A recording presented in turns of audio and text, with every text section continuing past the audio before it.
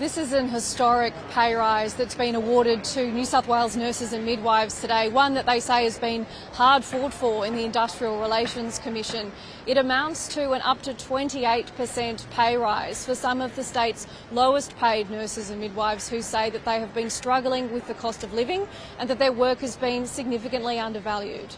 Nurses and midwives were asking for 35%. They've been awarded today a 10% pay rise for registered nurses in the first year, backdated to the 1st of July last year, with a 3% pay rise in the following 2 years.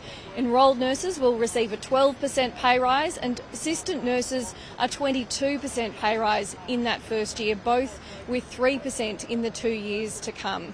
It's a significant pay rise for some of the state's most underpaid nurses and midwives, and in handing down the decision today, the Industrial Relations Commission talked about the significant undervaluing of women's work in particular.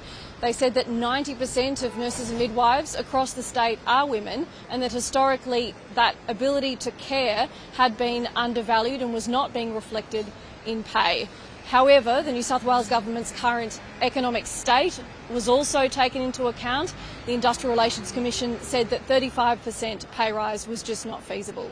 The 7% would probably help, but it's still a very disappointing outcome. Our members have been, wishing for a great outcome for us. Just saying that, acknowledging that we are undervalued and acknowledging that there is a gender pay gap is not enough. We aren't too far away from the New South Wales state budget, and so the Treasurer, Daniel Mookhey, is going to need to consider what impact today's decision has on his bottom line. He says the government has always expected to be paying essential workers more, and that this impact, he says, will be manageable. My own expectation is that the additional costs will be in the billions of dollars.